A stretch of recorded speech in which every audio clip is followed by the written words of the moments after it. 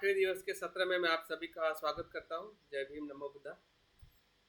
अष्टांगिक मार्ग का आज का 8वां दिन है और 9वां और 10वें दिन में हम पूर्णता की तरफ जाने वाले, जिसे हम पारमिता 10 पारमिता कहते हैं। तो शब्दों में, अंक में जो चीज़ें हमें बताई जाती है या हम उसका जो अर्थ निकालते हैं, तो कहीं ना कहीं हमें वो सत्यता की तरफ ले जाने के लिए मदद कर सकता है।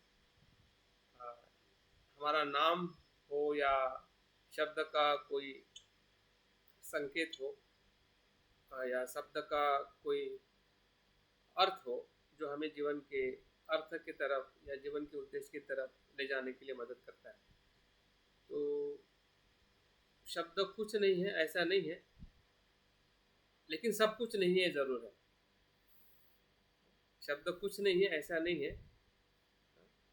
लेकिन सब कुछ नहीं है, ये ज़रूर है। तो इस प्रकार से शब्दों का जो संज्ञाओं का जो हमें बोध हो रहा है, तो धीरे धीरे हम अपने श्रुत में प्रज्ञा से हम थोड़ा चिंतन में प्रज्ञा की तरफ भी आने का हम प्रयास कर रहे हैं। तो आज का दिन हमें एक प्रकार से चिंतन में प्रज्ञा का अनुभव लेने के लिए हम आज थोड़ा प्रयास करने वाले हैं। तो चिंतन में प्रज्ञा चिंतन करने से स्वयं चिंतन करने से भी बढ़ती है। जो अक्सर हम चिंतन करते हैं, आप किसी समस्या को लेके या किसी तत्वों को लेके, तो वो एक माध्यम है, एक पद्धति है चिंतन करने की। दूसरी पद्धति है चिंतन करने की प्रश्नों को पूछना या प्रश्नों के साथ में चर्चा करना, और वो चर्चा सभी जो भी सभा में उपस्थित है अपनी राय रखते हुए, अपने अनुभव को बताते हुए, उसके विषय के गहराई में, जिसे हम डिबेट कहते हैं, जिसे हम लॉजिक कहते हैं, तो तर्क करके अपनी बातों को प्रस्तुत करना अपने अनुभव के आधार पर। तो इस प्रकार से धम्म चर्चा का एक बहुत ही अच्छा माध्यम है, जिसके माध्यम से हम अपने चिंतन में प्रज्ञा को और बेहतरीन और परिपक्व और मजबूत और सक्षम कर सकते हैं। तो आज हम इसी के ऊपर हम प्रयास करने वाले। देखिए, आप में से मुझे विश्वास है आप सभी लोग उसमें सहभागी रहोगे। भले ज़रूरी नहीं है कि आपको बहुत कुछ कहना है या बहुत कुछ बताने के लिए आपको सभी को समय मिलने वाला है। समय बहुत मर्यादित है। 2 से 3 मिनट में ही आपकी बात बतानी है या किसी भी बात पे आपको समय मिलेगा। लेकिन 2-3 मिनट के अंदर जो बात आप बताओगे, वो आपके भीतर से या आपके अनुभव या आपका जो स्पष्टता मिली है उस प्रश्न के बारे में, उस विषय के बारे में, उसके ऊपर आपको ज़्यादा फोकस करना है, ताकि आपका जो विचार है, आपका जो अनुभव है, वो स्वयं के लिए और औरों के लिए और एक बेहतरीन मदद रूप हो सके। और जैसे कि मैंने जो सवाल रखे थे, अगर आप लोगों ने सवाल पढ़े हैं और समझने का अगर प्रयास किया है, तो निश्चित ही आप में से मित्रों ने उसके ऊपर थोड़ा स्वयं चिंतन किया होगा, या जो कुछ भी हमने सुना है उसमें से ही ये सवाल मैंने खड़े किए हैं। ये सवाल आपके लिए है, मेरे लिए भी है। इसमें से अगर आपको कुछ संभव है तो इसी सवाल में से आप मुझे प्रश्न भी पूछ सकते हैं, या ये सवाल सभी के लिए है। कोई भी इसका अगर स्पष्टीकरण करना चाहता है तो उसका जवाब या उसके प्रति अपनी बात को रख सकता है। तो 7 सवाल है, 7 मुद्दों पे आज हम प्रश्नोत्तरी चर्चा या अपनी बातों को व्यक्तिगत रूप में आप लोग सभी लोगों को थोड़ा थोड़ा रखने का, बताने का प्रयास करना है। तो मैं फिर से दोहराता हूँ, जो अभी तक हमने अभ्यास किया उसमें से कुछ बातें मैंने आपके आज के सत्र में एक धम्म चर्चा के तौर पे या एक चिंतन के तौर पे हमने कुछ आज अभ्यास करने जा रहे हैं। क्योंकि अभी हमारे बंधन में आखिरी बंधन बाकी है, जिसे कहते हैं अविद्या, जो हम कल उसके ऊपर मैं बात करने वाला हूँ। लेकिन उसके पहले मुझे लगा कि थोड़ा एक रिवीजन होना चाहिए, क्योंकि ऐसा ना हो कि मैंने बता दिया, आपने सुन लिया और मुझे भी लगा कि सुन के आपने जान लिया। मैं सभी से फिर से निवेदन करना चाहूँगा, अपने वीडियो को हो सके तो ऑन रखें अगर आप कहीं ज़्यादा दूसरी जगह पर व्यस्त नहीं है, ताकि आपकी जो उपस्थिति है 100% इस वर्ग में रहे। तो सवाल पहला यह है कि संयोजन का अर्थ और स्वरूप कैसा है। अभी तक जो भी बातें आपने सुनी है और समझी है, तो संयोजन का अर्थ किस अलग अलग शब्दों में या उसको अलग अलग तरीके से उसको समझा जाता है और उसका कैसा स्वरूप है। तो क्या है संयोजन, क्या है, क्यों महत्व का है, या उसका अस्तित्व हमें कैसे परेशान करता है, कैसे वो विपरिणाम देता है, कैसे हमें दुखी करता है, किस प्रकार का परिणाम हमारे अस्तित्व में होता है जब हम संयोजन से बंधे हुए हैं। तो इन बातों को आप सभी के लिए सवाल है, इसके ऊपर आप अपनी बातों को रख सकते हैं। दूसरा, मैं सिर्फ सवाल पढ़ लेता हूँ, बाद में किसी भी सवाल पे आप कोई भी बात कर सकता है।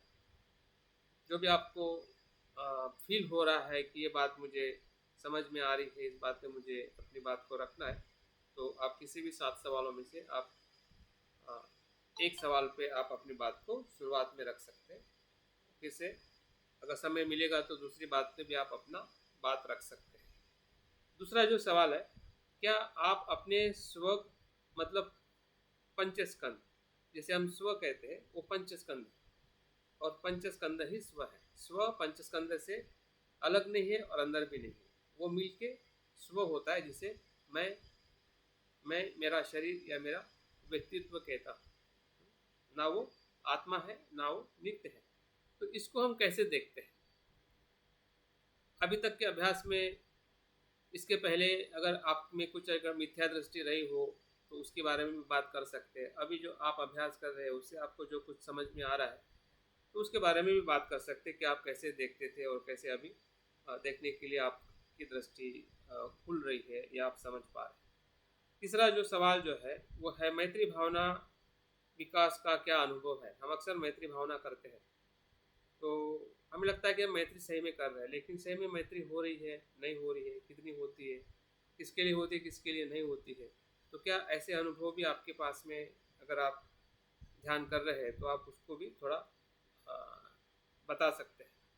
चौथा है, शंका का स्वरूप क्या है, जिसे विचिकित्सा कहते हैं। बुद्ध के प्रति, धम्म संघ के प्रति अभी भी हमें कुछ न कुछ ऐसा अस्पष्ट है क्या। मतलब शंका, उस प्रकार की शंका हमें हमारे मन में नहीं है बुद्ध के प्रति नकारने की, कि बुद्ध नहीं है, बुद्ध नहीं होते हैं, लेकिन पूरी तरह से अपनाने के लिए भी हमारी श्रद्धा नहीं, इसलिए उसको अनिर्णायक अवस्था कहते हैं। आपको पता है लेकिन कुछ ऐसा आप उसको स्वीकार नहीं कर रहे कि जो बुद्ध में है या बुद्ध के अस्तित्व में है या बुद्ध का वो स्वरूप है। तो इसलिए उस बातों के प्रति हमें कहीं ना कहीं शंका होती है। और शंका होना बुरा नहीं, लेकिन उसको स्वीकारना ज़रूरी है कि हाँ, मुझे ऐसा कहीं ना कहीं डाउट आता है बुद्ध के बारे में या धम्म और संघ के बारे में। तो उस स्वरूप को क्या हम समझ पा रहे हैं या हमें समझ में आ रहा है। पांचवा जो है कि पहले जो 5 बंधन है वो कौन से हैं। 10 में से पहले 5 बंधन जो है, जिसे निम्न प्रकार के बंधन कहते हैं, उसके बारे में हम थोड़ा संक्षिप्त में बता सकते हैं। कामराग को कैसे देखते हैं, कामचंद को हम कैसे देखते हैं। जैसे कि आज हमने या कल जो हमने ध्यान किया था प्रतीत समुत्पाद के आधारित, तो उसमें हमने बहुत कुछ समझने का और जानने का प्रयास किया है कि कामराग किस प्रकार से उत्पन्न होता है।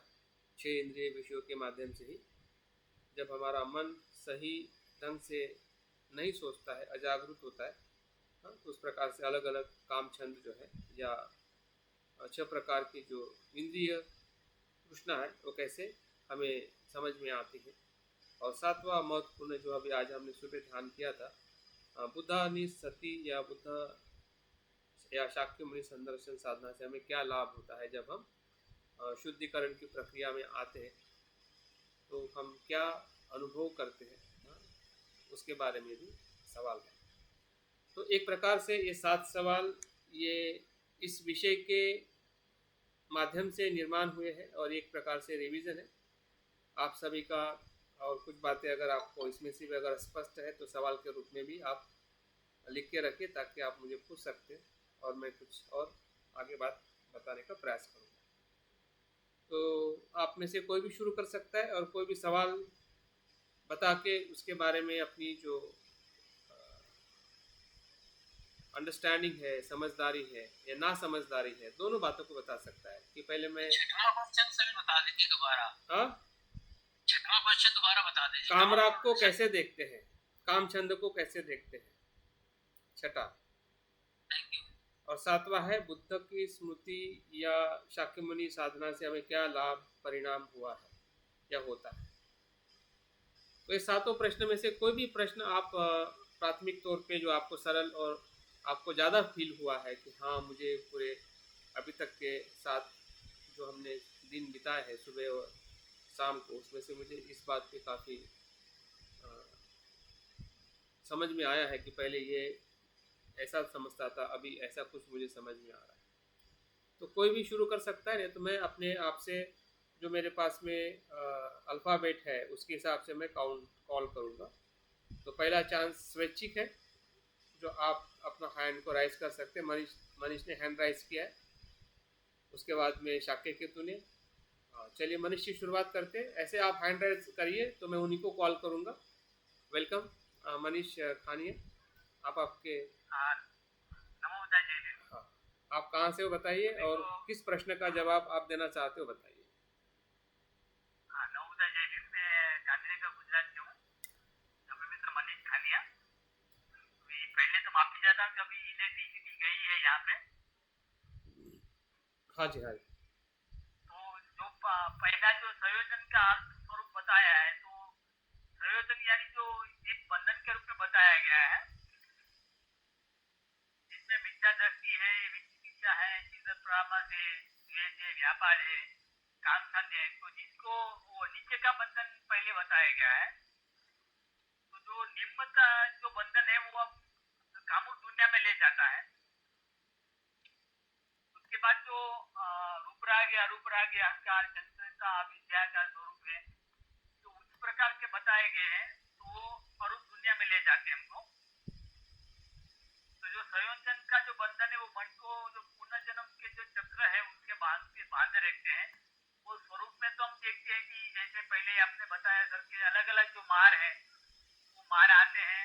तो मार की वजह से भी हम अपने जो बंधन है वो बंधन तो हम समझ सकते हैं कि कैसे कैसे मार आता है।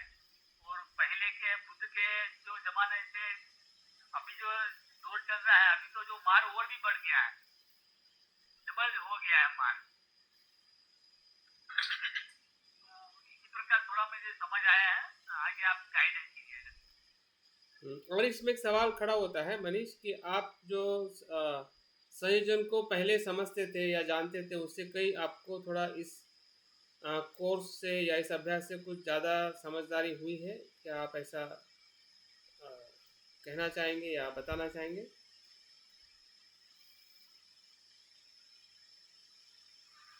हाँ, जो पहले सिर्फ इतना ही पता था कि हाँ मार आता है, मगर ये जो पूरा आपने जो बताया टोटल बंधन कितने हैं, तो ऐसा है कि ये जो 10 संयोजन जो टूटेंगे सही कभी भी उसके बाद ये विमुक्ति का ले पाएंगे, ऐसा मेरा मानना है। ठीक है, थैंक यू मनीष। अभी ब्रह्मचारी शाक्य को तो जो अपनी बात रख सकते हैं। आवाज हमारी पहुंच रही क्लियर? हाँ जी, हाँ जी, हाँ जी। एक बार पुनः सभी को जय भीम नमोदय। जैसा कि हम सातवां प्रश्न ले रहे हैं। हाँ जी, हाँ जी, रिपीट करिए सवाल को, रिपीट करिए। क्या अनुभव करते हैं बुद्धम सती से? हाँ जी, साधना से हमारा क्या प्रभाव पड़ता है? हाँ जी। तो जब भी हम बुद्ध का नाम आता है हमारे कानों के द्वारा, तो एक बुद्ध की एक जो हमारी स्थिति है, जो बुद्ध के गुणों की, वो हमारे सामने एकदम से मानस पटल पर आ जाती है। क्योंकि बहुत लंबे समय से हम बुद्ध को पढ़ रहे हैं, यहाँ तक कि सबसे बचपन में तो सिद्धार्थ और देवदत्त की कहानी पढ़ी थी। उस देवदत्त और सिद्धार्थ की कहानी ने इतना प्रभावित किया, वहीं पर देवदत्त विलन और सिद्धार्थ हीरो बन गए बचपन से। और ऐसा कुछ संयोग बना कि बुद्ध के नजदीक आते गए। तो बुद्धानुस्मृति मतलब क्या है, बुद्ध दुनिया के हम सर्वश्रेष्ठ व्यक्ति को देखते हैं। बड़ा गौरव की बात होती है कि ऐसे आदर्श जो हमारे पूरे ब्रह्मांड के सर्वश्रेष्ठ व्यक्ति हैं। और अभी जो चर्चा के दौरान चला, उनके 32 लक्षण थे शारीरिक, और चित्रा तो उनकी बहुत ही उच्च चेतना थी, उच्चतम प्राप्त किया उन्होंने। तो इस वजह से वो हमारे एक हीरो बनते गए, आदर्श बनते गए। जब भी मैं बुद्धानुस्मृति करता हूँ तो कुछ समय के लिए मैं स्वयं को बुद्ध महसूस करता हूँ, क्योंकि बुद्ध के गुणों को अपने में आत्मसात करता हूँ, करने का प्रयास करता हूँ। बुद्ध में तो इतने विशाल गुण हैं, परिपूर्ण हैं कि महामैत्री, महाकरुणा, महाप्रज्ञा, महावीर, ये जो कुछ हम देखते हैं। और श्रद्धा भी एक, जो व्यक्ति सम्यक बुद्ध हो जाता है तो उसके अंदर एक ईगो, जो आम आदमी में ईगो आ जाता है। थोड़ा सा कुछ हम जान जाते हैं, थोड़ा पढ़ाना समझ लिया है, 2 किताबें पढ़ ली, थोड़ा ईगो आ जाता है। लेकिन बुद्ध को जब बुद्धत्व प्राप्त हुआ तो बोधि वृक्ष के नीचे बोधि वृक्ष को नमन करते हैं, कितने कृतज्ञता व्यक्त करते हैं। तो बुद्ध के ऐसे मतलब गुण थे, तो इसलिए बुद्ध प्रभावित करते गए और वो हमारे मानस पटल पर और हृदय में एकदम से छाप उनकी बन गई। ये कल्पना नहीं है, लेकिन फिर भी हम जब बुद्धानुस्मृति करते हैं तो कल्पना निर्माण करते हैं। कल्पना के साथ में जो हमारे बुद्ध के गुणों को बताया गया है वो हम साक्षात देखने का प्रयास करते हैं। और उन गुणों से कुछ जो प्रकाशित होते हैं, जब प्रकाशित होते हैं तो हमारे अंदर की जो गंदगियां हैं, जो द्वेष है या जो कमियां हैं, वो बाहर डिलीट होती हैं, और अच्छाइयां जो हैं उनके गुणों के प्रकाश से हम प्रकाशित होते हैं। इस प्रकार बुद्धानुस्मृति हमें बहुत ही प्रभावित करती है, और एक प्रकार से 3 रत्न हैं, जो 3 रत्न की वजह से ही हम आगे बढ़ रहे हैं। और बंते जी के एक कोटेशन के साथ में अपनी बात को समाप्त करूंगा। बंते जी ने बोला है जगह, जी ने, कि जिस व्यक्ति को रत्न मिल गए हैं वो व्यक्ति खुश नहीं है, तो उसको भी सोचना चाहिए कि वो शायद त्रिरत्न को सही समझ नहीं पाया है, उसको अपने कल्याण मित्र से संपर्क करना चाहिए। भले ही हम केवल शब्दों में बोलते हैं बुद्धं शरणं गच्छामि, धम्मं शरणं गच्छामि या संघं शरणं गच्छामि बोलते हैं, लेकिन इनको हम बोलने के साथ हम क्या आत्मसात कर पा रहे हैं, या इसमें भी शंका रहती है। तो मैं अपने तक देखता हूँ कि मैं हमारी इस प्रकार की हमारी शंका नहीं है कि त्रिरत्नों के प्रति मैं शंका करूं। तो यहाँ तक मैं स्पष्ट हूँ। Thank you Shakya Ketu ji, thank you. जी, ओके ओके। हाँ सुभाष जी।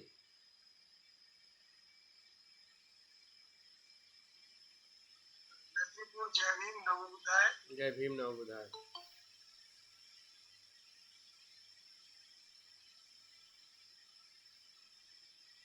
मैं सोच रहा कहाँ से बोलूं और किस विषय पे बोलूं। मेरी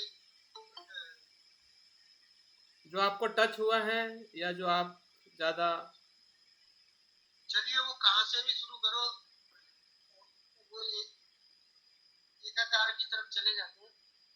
तो मैं मैत्री से बात शुरू करता हूँ कि मैत्री भावना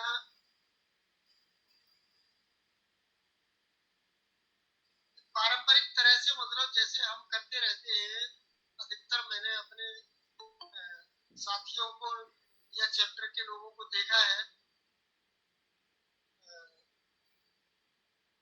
तो उसका परिणाम कितना है वो व्यवहार से झलकता है या पता लगता है। और उसका कारण यही है कि जो हमारा अस्तित्व है ना, वो चाहे हम पंच स्कंद को लेके चले या दुख अनित्य अनात्म के तहत उसका विश्लेषण करके अगर सही से हम महसूस नहीं करते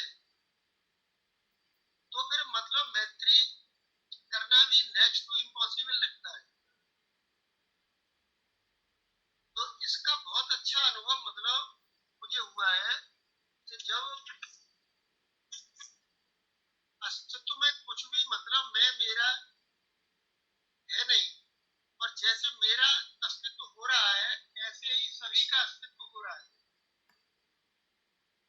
वो डिग्री ऑफ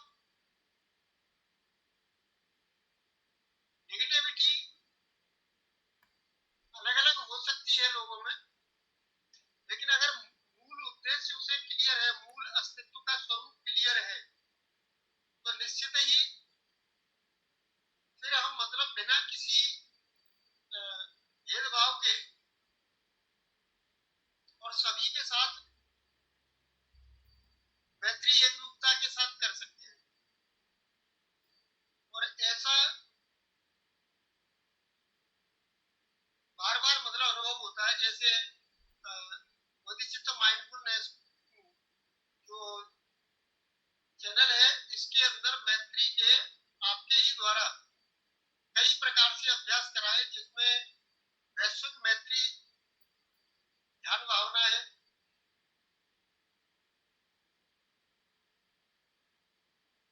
और भी अनेकों प्रकार से मैत्री को विकसित करने के लिए वो किया है। तो उसमें सभी में कहीं न कहीं होके अस्तित्व का सत्य दर्शन देखते हुए, और ये होता है, और जो कुशल गुण है वो कम ज्यादा मात्रा में हरेक सत्व के अंदर होते हैं, तो उन पर हम केंद्रित न होके, क्योंकि अस्तित्व बोध नहीं होने के कारण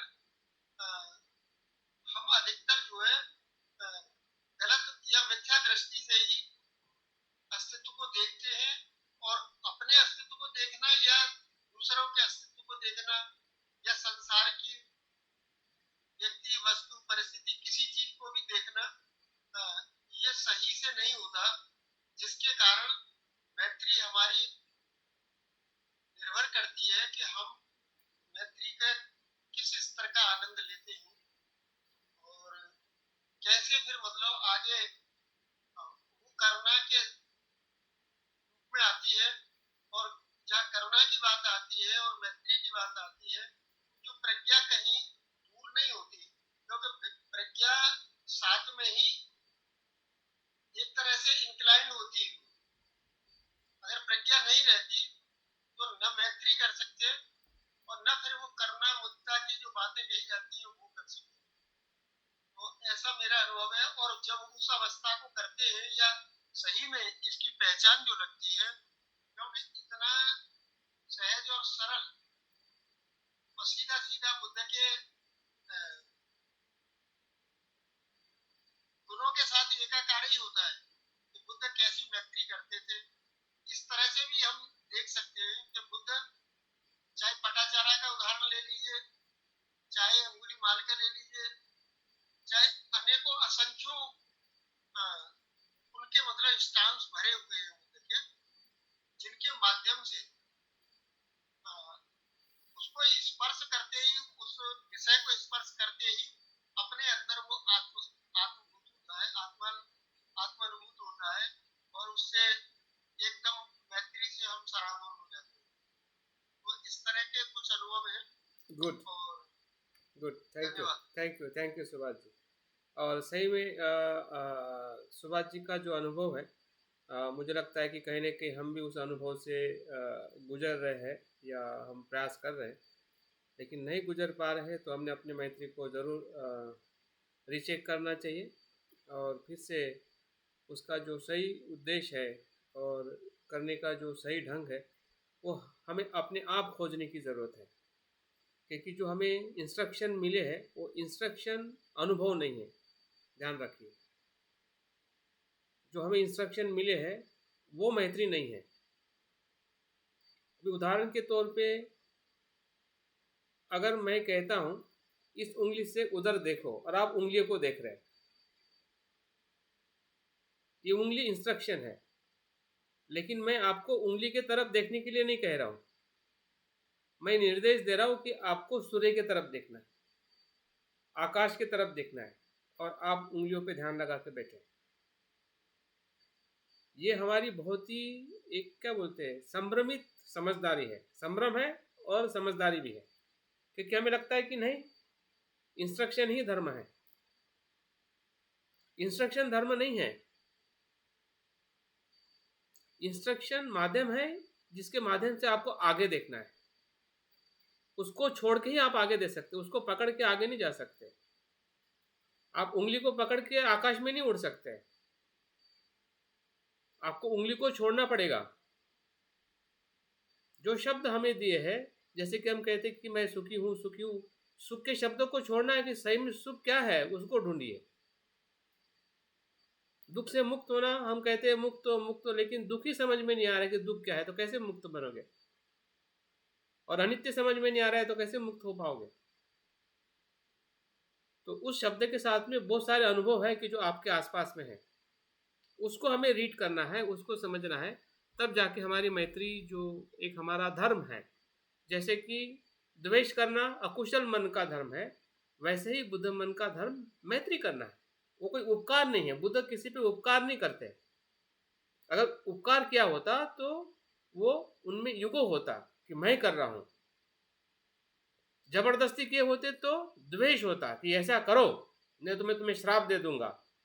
लेकिन ये सत्य है, बुद्ध ने ऐसा कहीं पे भी नहीं कहा है और किसी को भी नहीं कहा है। राजा हो या रंक हो, पास में हो या दूर में हो, किसी को ऐसा बुद्ध ने नहीं कहा है। और बुद्ध का ऐसा स्वभाव होता ही नहीं है। तो मैत्री कोई करने वाली चीज नहीं, होने वाली चीज है। हो जाती है क्योंकि वो आपका धर्म है, दूसरा धर्म नहीं है। संसार में द्वेष का धर्म है, तो द्वेष करना नहीं पड़ता है, द्वेष हो जाता है। और हमें लगता है कि मैं द्वेष कर रहा हूं, लेकिन संसार का धर्म है टिट फॉर टैट। उसने बोला मैं भी बोलूं। लेकिन बुद्ध का धर्म ऐसा नहीं, बुद्ध को गाली देने से बुद्ध थोड़ी गाली देते। और दी हो तो बताओ। तो इस प्रकार से मैत्री को, या जो हमारा धम्म की शिक्षा है, उसको देखने का हमारा जो नज़रिया है, वो हमें बार बार चेक करने की ज़रूरत है। क्योंकि अल्टीमेट हमारा ही मन धर्म में आगे जाने वाला है, किसी के दिए हुए शब्द नहीं। वो सब कुछ समय तक आपको मदद करेंगे, उससे आगे नहीं। तो खुद अपने आप की हेल्प लेके कैसे हम अपने मन को आगे लेके जा सकते हैं, इसके तरीके हमें ढूंढने पड़ेंगे। और हमें उस पे विश्वास रखना पड़ेगा, नहीं कि शब्द पे। शब्द पे विश्वास रखने से हम आगे नहीं बढ़ सकते।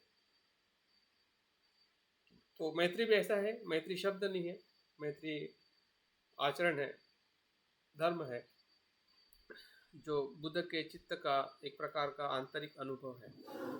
तो बहुत बहुत धन्यवाद। और उसके बाद पंकज जी अपनी बात को रखना चाहते हैं। कोई भी प्रश्न आप उसमें से पसंद करिए और अपनी बात को रखिए।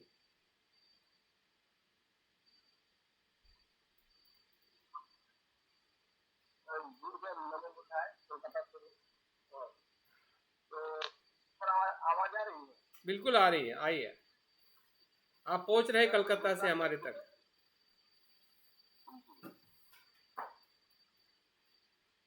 सर, जो दूसरा प्रश्न है कि आप पंच स्कंद को कैसे लिखते हैं? हाँ जी, हाँ जी। तो उत्तर लिखते समय थोड़ा सा सर, और बहुत देर से भी मेरे मन में पत्थर को लेकर के थोड़ा सा शंका थी, थोड़ा सा पंच स्कंद तो सर जैसे भगवान ने बताया बुद्ध के सूरजनाथ संज्ञा संस्कार विज्ञान है, ये हमारे पंच स्कंद का मालूम है। और ये अनित्य और अनात्म, क्योंकि ये और ये सभी बात का जो नियम है उसका फॉलो कर, वो तो समझ में आ रहा है। और जब तक कोई प्रवाह कोई इस तरह को छोड़े जाने के तब तक उनका निर्माण संभव नहीं।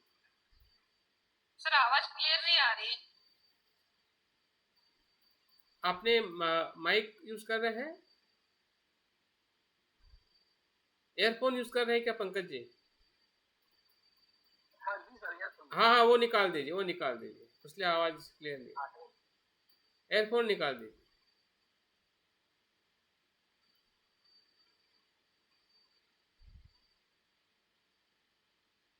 अभी बात करें।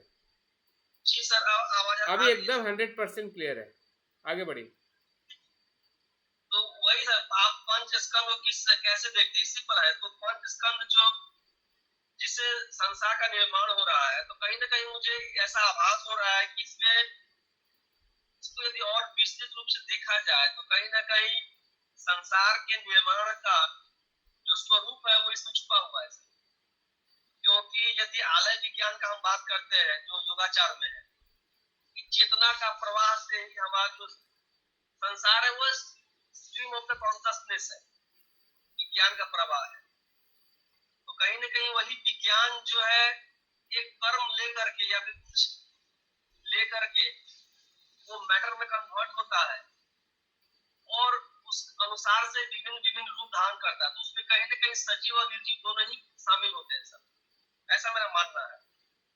और यदि ये अनित्य है तो मेरे मन में एक शंका उत्पन्न हो रही है कि क्या जब निर्वाण प्राप्त होता है या फिर उस चेतना के स्तर पर हम पहुंचते हैं जहां पर हमारा कर्म शून्य हो जाता है, या फिर कर्म जैसे भगवान ने कहा है कि बुझे हुए चने की तरह हमारा कर्म को नष्ट कर देना है, तब हम चेतना शुद्ध चेतना रूप में निर्माण में चले जाते हैं जहां से किसी मैटर में या फिर किसी रूप में नहीं बदला जा सकता, या किसी पुनर्जन्म का संभावना खत्म हो जाती है। तो क्या ये निर्वाण नित्य है?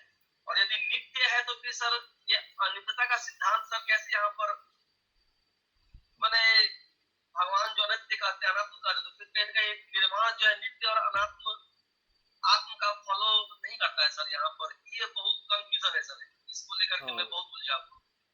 ये सवाल बहुत अच्छा है और इसमें हमें कंफ्यूजन होने की ज़रूरत नहीं है, क्योंकि निर्वाण का जो स्वरूप है ना नित्य है और ना अनित्य है, दोनों से पर है। ये हमें समझने की ज़रूरत है। ना वो नित्य है और ना ही अनित्य है, क्योंकि वो ना जन्मता है ना मृत्यु होता है। ऐसी निर्वाण की अवस्था है ना, जिसमें जन्म है ना मृत्यु है।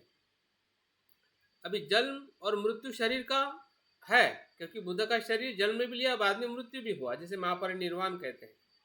हम यहाँ पे चित्त की बात कर रहे हैं। हाँ, चित्त जो शरीर प्राप्त नहीं करता है, मन प्राप्त करता है ना। मन का जो जन्म लेने का जो कारण है वो नष्ट होने के वजह से जो चित्त जो है वो सभी द्वंद्व से पर होता है। तब तक द्वंद्व रहता है कि ये नित्य है और अनित्य है, लेकिन निर्वाण में प्रवेश करने के बाद चित्त की जो अवस्था है वो असीम होती है। और जब असीम होती है, जैसे कि आकाश असीम है, आप उसको ना नित्य कह सकते ना अनित्य कह सकते, लेकिन कहने के लिए उसको हम नित्य कहते क्योंकि असीम है। हाँ, वो एक जैसा ही दिखाई देता है और होता भी है एक जैसा ही। हाँ, लेकिन उस अर्थ से वो नित्य नहीं है। हाँ, वो असीम होने के कारण वो नित्यता का भाव होता है। हाँ, वो नित्यता का जो अनुभव होता है, क्योंकि उसमें अंत नहीं है। और जो अंतहीन है वही तो नित्य हो सकता है ना, लेकिन किसी एक तत्व में नहीं, एक वस्तु के वजह से नहीं। हाँ, जैसे कि जो निर्वाण की जो अवस्था जो है, कोई एक ऐसा तत्व नहीं जिससे हम कह सकते कि ये निर्वाण है। निर्वाण में सब कुछ है। अभी सब कुछ है मतलब क्या? सब कुछ है मतलब उसमें मैत्री है, करुणा है, उसमें प्रज्ञा है, वीर्य है, इन सभी गुणों से वो भरा हुआ है। हाँ? और उसी अनुभव से ही वो उस शुद्ध चित्त की अवस्था में भी रहता है और संसार के साथ में भी वो संतुलन बनाए रखता है। हाँ, संसार के लोगों के साथ, संसार के जो कुछ भी गतिविधियां है, संसार में चलने का हो, घूमने का हो, खाना हो, पीना हो, या शरीर को जो कष्ट होते हैं, हाँ, वो तो उसकी भी वेदना मन में तो होती होगी ना। हाँ, लेकिन वो पीड़ित नहीं होता है। वेदना होना और पीड़ा होना में दोनों में फर्क है। अगर बुद्ध के पैर को पत्थर लगा है तो उनको शरीर और मन में वेदना होगी ना। अगर मन में वेदना नहीं होगी तो शरीर में कैसा अनुभव होगा उनको? शरीर के स्तर पे जो मन में भी वेदना होती है, लेकिन वो पीड़ित नहीं होते। पीड़ित मतलब उससे वो दुखी नहीं होते, भयभीत नहीं होते हैं। हाँ, उसके प्रति उनका जो नकारने का और स्वीकारने का जो भाव है उससे वो मुक्त होते हैं। हाँ, और इस प्रकार से उनका चित्त जो है दोनों अवस्था से पर होता है। हाँ, जो हम सांसारिक रूप में हम नित्य अनित्य का जो एक भाव होता है कि ये अनित्य नित्य है तो ये नित्य होना चाहिए, इसलिए बुद्ध ने निर्वाण को भी नित्य की परिभाषा से पर रखा, उसको भी अनात्म कहा। क्योंकि वो भी अनात्म है। किसके कारण अनात्म है? क्योंकि उसमें भी एक धर्म नहीं है। निर्वाण में एक तत्व नहीं है जिसे हम प्रज्ञा कहते हैं। प्रज्ञा के साथ में करुणा भी है, मैत्री भी है, और इतने सारे गुण हैं उसमें कि उसकी जो क्या कहते हैं, उसकी जो उसका जो आकार है, आकार से पर है, असीम है। जब हम मैत्री की बात करते हैं तो हमारी सांसारिक मैत्री लिमिटेड होती है, उसके लिए होती है, उसके लिए नहीं होती है, या अभी होती है बाद में नहीं होती है। लेकिन बुद्ध की जो मैत्री है या निर्वाण में आए हुए व्यक्ति की जो मैत्री है वो असीम होती है, निरंतर होती है। और जब निरंतर चीज होती है तो उसी को ही नित्य कहा जाता है। लेकिन वो वस्तु नित्य है इसलिए उसको नित्य नहीं कहा जाता है। जैसे कि आप शरीर को नित्य कहोगे और जबकि वो नित्य नहीं है। अभी आकाश को नित्य कहना ठीक है क्योंकि आकाश उस प्रकार से वो असीम है, उसका गुण वो है। लेकिन उस नित्य आकाश में भी सब कुछ ब्रह्मांड समाया हुआ है, जिससे हम ब्रह्मांड कहते हैं। ब्रह्मांड के अस्तित्व के साथ में आकाश का अस्तित्व है। वैसे तो ही सर जब क्या पंच स्कंद से क्या संसार जगत की का निर्माण का सिद्धांत सामने आ सकता है सर? क्योंकि जैसे दूसरे यही फिलॉसफी में है बिल्कुल जगत बिल्कुल निर्माण सिद्धांत कोई बनाते हैं या फिर जगत का निर्माण कोई ईश्वर जो बनाया, तो क्या बुद्धिज्म का फिलॉसफी से अभी पंच स्कंद से हम लोग हाँ कैसे बुद्ध ने इसी को ही संसार कहा है। यही संसार का निर्माण है, जिसे हम बुद्धिस्ट कॉस्मोलॉजी जो बोलते हैं ना, कि ब्रह्मांड की परिभाषा बुद्ध ने किस तत्व में की। क्योंकि हर वैज्ञानिक, हर धर्म का शास्त्र जो है अपने संसार की परिभाषा करता है कि संसार किसे कहते हैं, किससे बना है, किससे उत्पन्न हुआ है, क्या उसका नियम है, कौन करता है। बाकी सभी धर्म में कर्ता के रूप में ईश्वर, परमात्मा या ब्रह्मा या इस प्रकार का व्यक्ति या इस प्रकार की जो शक्ति है, हाँ, शक्ति के रूप में बताया जाता है। लेकिन बुद्ध ने जो इस पंच स्कंदों को ही पूरे ब्रह्मांड का अस्तित्व बताया, और वो भी प्रतीत समुत्पाद के अनुसार ही निर्माण हुआ है। और वो चीज़ हमें हर जितना भी आप साइंस पढ़ोगे, जैसे कि आप डार्विन का सिद्धांत पढ़ोगे, थ्योरी ऑफ इवोल्यूशन, तब भी आपको वही पता चलेगा। चीज़ें उत्क्रांत होते गई, एक चीज़ों से दूसरी चीज़, दूसरे से तीसरी, तीसरी से चौथी, इस प्रकार से असंख्य जीवन की जो प्रक्रिया जो है करोड़ों करोड़ों वर्ष से इस पृथ्वी पर या इस सोलर सिस्टम में हो, ब्रह्मांड में हो, गैलेक्सी के अंदर हो, ये सभी चीज़ें होती गई और उसी के परिणाम रूप आज हम एक मनुष्य के रूप में अपने आप को हम देख रहे हैं। तो ये जो प्रक्रिया जो है इसी ही नियम और तत्व से हुई है, और उसी को बुद्ध ने जाना, इसलिए वो बुद्ध कहलाते हैं। क्योंकि सर अभी जो रिसर्च चल रहा है सर क्वांटम फिजिक्स पर, हाँ जी, हाँ जी, तो क्वांटम फिजिक्स कहीं ना कहीं चेतना को लेकर ही काम कर रहा है और बुद्धिज्म के बहुत नजदीक है सर। बिल्कुल बिल्कुल। वो ये बहुत आश्चर्य की बात है कि भगवान ने उस समय इतने बड़े सिद्धांत, इतने क्रांतिकारी सिद्धांत दिए हैं, और जिस पर आज भी हम काम कर रहे हैं। तो कहीं ना कहीं ये पंच स्कंद को लेकर के हम बहुत कुछ जान सकते हैं। संसार का निर्माण का जो थ्योरी है, बिल्कुल बिल्कुल बिल्कुल बिल्कुल, लगता है इस पे आप थोड़ा और ज़्यादा चिंतन करिए, अभ्यास करिए और थोड़ा और इसका विश्लेषण करने का प्रयास करिए।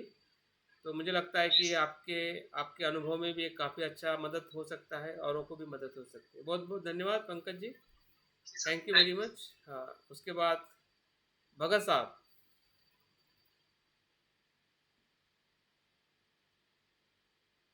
हेलो।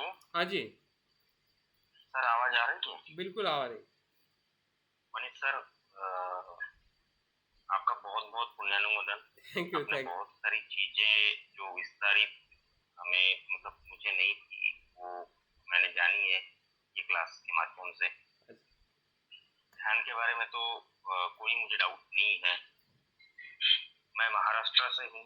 हाँ जी। तो जो हिंदी के वर्ड्स जो है कुछ जो आप यूज करते हैं उसका विश्लेषण मैं समझ नहीं पाता हूँ, लेकिन बहुत सारी कोशिश करने के बाद में मैंने बहुत सारी चीजें समझी हैं।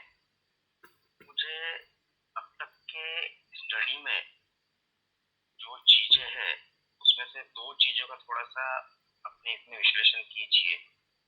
वो थोड़ा सा मुझे डिफिकल्टीज है। एक तो संयोजन, मैं इसको बहुत सारे माध्यम से जोड़ा हूँ, लेकिन मैं खुद से ही उसके बारे में थोड़ा सा कंफ्यूज हूँ।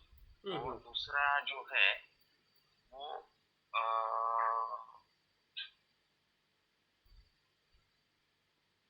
संयोजन एक हो गया, और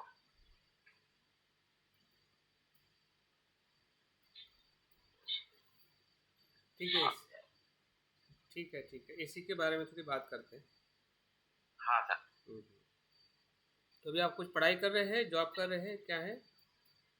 मैं जॉब कर रहा हूँ। ठीक है। तो संयोजन तो हमने शुरुआत में ही उसका अर्थ और स्वरूप के बारे में काफ़ी कुछ बातें की है। शायद पहले फर्स्ट टॉक में आप थे या नहीं थे, लेकिन उसको आप ज़रूर फिर से एक बार सुन सकते हैं। लेकिन मैं इतना ही कहूँगा कि संयोजन मतलब जुड़ना, 1+1 होना मतलब संयोजन है। तो 1+1 क्या है?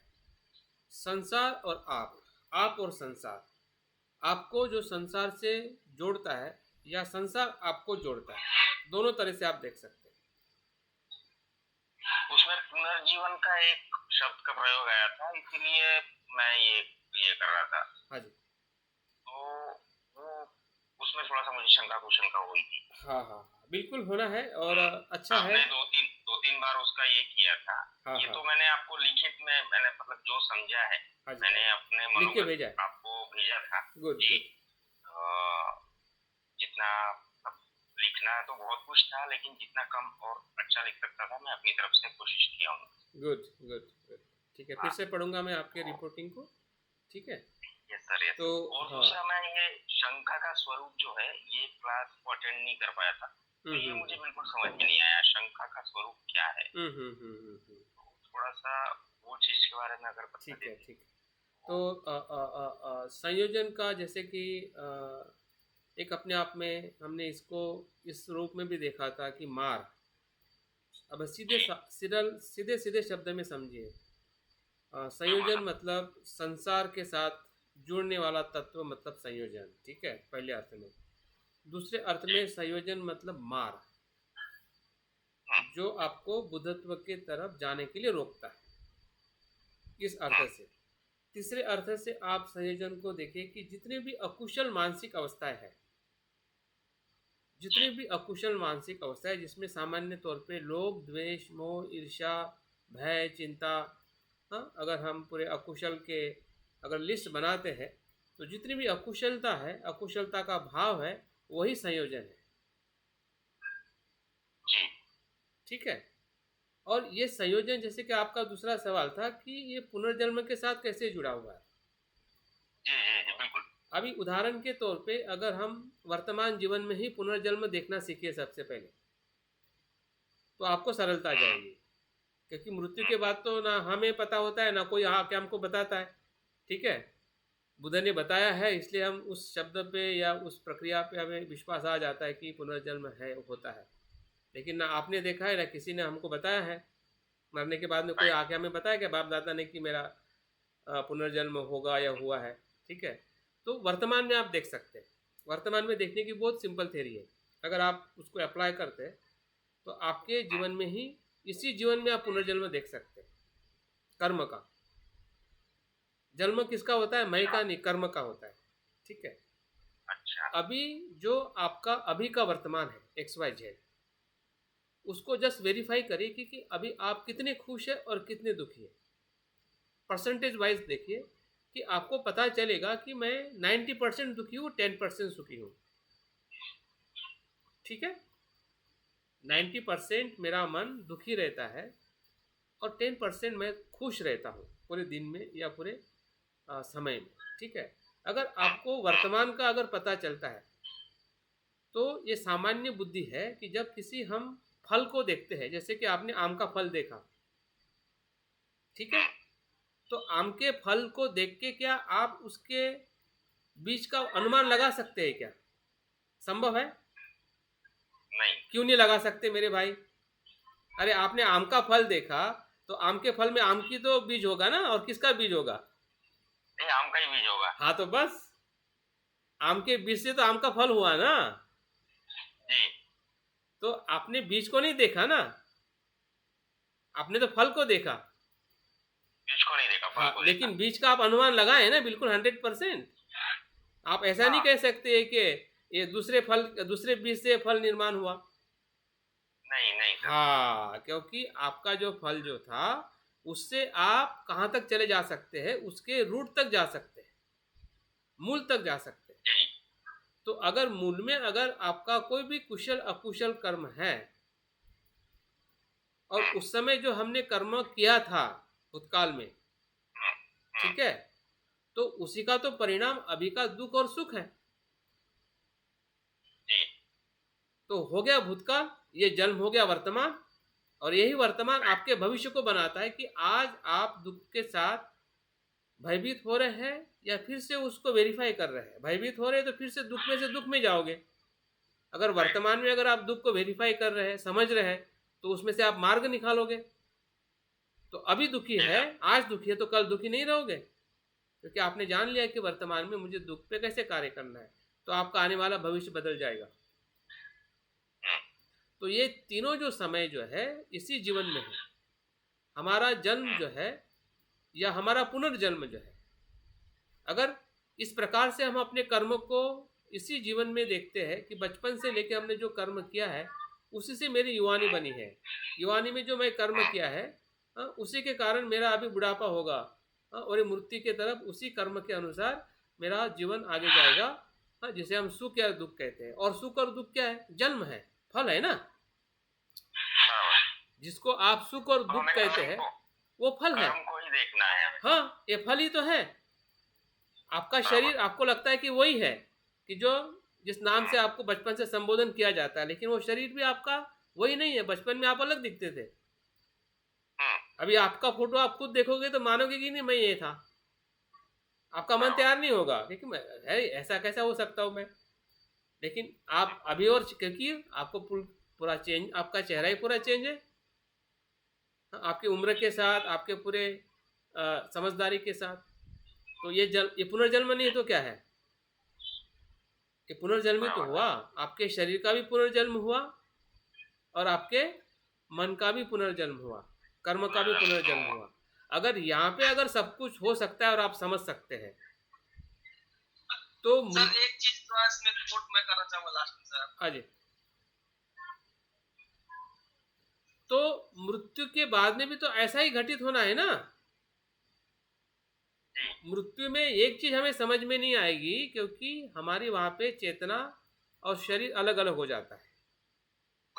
यहाँ पे पास में, इसलिए आप रात में क्या सोचे हैं और सुबह क्या करोगे आपको समझ में आता है थोड़ा बहुत, क्योंकि फिर से आपका शरीर और मन वही है, उसी के साथ आगे जा रहा है। वो पूरी तरह से अलग हो जाता है। और इसलिए वहाँ पे जो हमारे कर्मों को और आने वाले जन्म को समझने की जो हमारी शक्ति है या समझदारी है, वो पूरी तरह से उस कर्म के चेतना के आधारित होती है कि जो अभी तक हमने कर्म किए हैं। अगर हमारे कर्म में वो सॉलिडनेस है, सॉलिडनेस मतलब ज़्यादा ऊर्जा है। जैसे कि अगर आप ध्यान करते करते आपका मृत्यु, हमारा मृत्यु होता है और खाते खाते मृत्यु होता है, मृत्यु दोनों भी है। अभी खाते खाते मृत्यु होना तो उसका लोभ रहेगा ना खाने का, तो उसकी चेतना कैसी रहेगी? समझदार रहेगी क्या? नहीं। बस, तो उसको कुछ भी समझ में नहीं आएगा, दिखाई नहीं देगा। लेकिन अगर वही मृत्यु के समय अगर आपकी चेतना ध्यान की है, जागरूक है, तो वो आपकी चेतना आपके जन्म को देख भी सकती है और तय भी कर सकती है। इतनी ताकत आपके या हमारी चेतना के ऊर्जा में है। जो बुद्ध ने इसी को देख के कर्म का जो सिद्धांत बताया है, या कर्म के बाद में जो गति या दुर्गति अगर मनुष्य की होती है, तो ये कोई कल्पना नहीं है, लॉजिक है, साइंस है। और साइंस जिस प्रकार से ये फल इस बीज से होता है, दूसरे बीज से नहीं। और उस फल का जो सुख आपको मिलता है और दुख मिलता है, दो प्रकार का फल होता है। अगर कड़वा फल होगा तो कड़वा आपको महसूस होगा, अगर मीठा होगा तो मीठा होगा। तो ये तो साइंटिफिक प्रूफ है ना, जिसको हम समझ सकते हैं तर्क बुद्धि से। उसी तर्क बुद्धि से अगर हम थोड़ा अपने मृत्यु के बाद या पुनर्जन्म का अगर हम खेल समझते, तो तो कम से कम अभी के लिए हमारा मन शांत हो सकता। देखिए, अगर अभी आपका मन शांत नहीं होगा ना, मतलब इस बारे में, तो आप कभी भी गहराई में जाने के लिए आपका मन तैयार नहीं करेगा। Right sir. मतलब गहराई में जो रियल सच्चाई है उससे भी आप अनजान बन जाओगे। अभी तो अनजान है ही है, अभी तो पूरी तरह से अनजान है ना, लेकिन शंका क्या करेगी, आपको रियल सच्चाई की तरफ भी जाने नहीं देगी, वो इधर ही रोक लेगी। तो हमें यहाँ पे रुकना नहीं है, वहां पे जाके देखना है कि सही में है क्या। अगर वहां पे लग के अगर आपको लग रहा है कि वो असत्य है तो बुद्ध कहते हैं कि छोड़ दो। अगर वहां पे जाके अगर आपको लग रहा है कि भाई ये तो कुछ काम का नहीं है, लेकिन आप बाहर से ही अगर बोलेंगे कि ये काम का है नहीं है, जाओ या नहीं जाओ, है या नहीं है, होता है कि नहीं होता है, तो फिर तो वो तो आप किनारे पे ही बैठ के आप सत्य को जानना चाहते हैं कि मृत्यु के बाद में क्या होता है और क्यों होता है। हाँ, भव चक्र है या नहीं है, तो वो तो एक प्रकार से एक मतलब वो सक्षम मनुष्य का वो सवाल नहीं है। असक्षम मनुष्य ऐसा सोच सकता है ना। जो आप अगर प्रबल है, शक्तिशाली है, आपको लगता है कि मैंने ढूंढना चाहिए, तो आप ढूंढ सकते हैं, लेकिन आपको उसमें भीतर जाना पड़ेगा और आपको बहुत कुछ समझ में आएगा कि जो बाहर रह के किनारे पे समझ में नहीं आएगा। सभी सिद्धांत पे जो भी आपके सवाल है, फिर वो इसके बारे में हो या शंका भी उसी के साथ में जुड़ी रहती है, क्योंकि जितना आपका मन अस्पष्ट है विचारों में आपके अस्तित्व के साथ, उतने ही शंका बुद्ध धम्म संघ पे आती है। शंकाएं जुड़ी रहेगी। हाँ, क्योंकि बुद्ध धम्म संघ अस्तित्व की बात करता है ना भाई। अगर आपका पुनर्जन्म ही विश्वास नहीं तो बुद्ध के कर्म सिद्धांत भी आपको विश्वास नहीं आएगा, क्योंकि आप अपने आप ही पहले से ही संभ्रमित है, जानना ही नहीं चाहते। आपको लगता है कि ऐसा हो ही नहीं सकता, ऐसा कैसे हो सकता है। ये तो आपको वेरीफाई करना है कि भाई वर्तमान में सब कुछ हो सकता है, तो बात के या पहले के जन्म में क्यों नहीं हो सकता है। और हमारा अस्तित्व जो है वर्तमान में थोड़ी आया, इसके पहले आपके बाप दादा थे कि नहीं, उसके पहले बाप दादा थे कि नहीं, तो फिर क्या जन्म क्या हमसे थोड़ी संसार आया है, जिसको हम संसार है हम कहते हैं, हम इस अस्तित्व में है, इसके पहले भी अस्तित्व था ना। तो ये तो कंटिन्यूएशन प्रोसेस है ना अस्तित्व की। हाँ, तो जो हमें समझ में आता है उसी के साथ हमें थोड़ा और सक्षम होके बातों को स्पष्ट रहना है, ताकि हम गहराई में धर्म को या सत्यता को समझ और देख सकें। ठीक है, मुझे लगता है भगत जी इतना पर्याप्त है, ताकि आप इस बात को थोड़ा, और बाकी मित्रों के लिए भी ये सवाल काफ़ी अच्छा महत्वपूर्ण है। ठीक है सर, पुनर्जन्म के ऊपर थोड़ा सा एक बात था सर, कि क्या रख सकता हूँ सर? नहीं, लास्ट में रखिए, ठीक है, लिख के रखिए और ज़रूर मैं आपको रिमाइंड कराऊंगा। ठीक, कपूर चंद जी आप आगे आइए।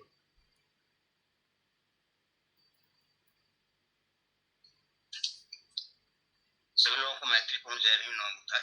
हाँ, जय भीम। लगभग सर मैं 1.5 साल से, बल्कि और ज्यादा हो गया, 2 साल के आसपास हो गया आपसे जुड़ा हूँ।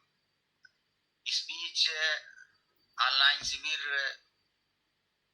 6-7 तो हो ही गए हैं, और हर शिविर जब हम लोग करते हैं तो ऐसा लगता है कि ये टॉपिक बहुत ही बढ़िया टॉपिक है, इससे बढ़िया टॉपिक तो कोई हो ही नहीं सकता। सभी टॉपिक, हाँ सही। और उसके बाद जब दूसरा टॉपिक आता है तो लगता है ये तो उससे भी ज्यादा इम्पोर्टेंट। और अब जो टॉपिक आपने लिया है, ये लगता है कि जैसे हम जो भी करते हैं वो सब जो है बेकार हो जाता है इस बंधन की वजह से। ये बंधन ऐसा बंधन है कि हमें कोई भी कुशल कार्य करने नहीं देती। तो बहुत ही अच्छा टॉपिक, और आपका पढ़ाने का जो तरीका है, एक एक चीज जो भी छोटी से छोटी चीजें आती हैं उसका विश्लेषण करके इस तरह से बताते हैं कि कहीं किसी तरह का कोई भ्रम नहीं रह जाता है।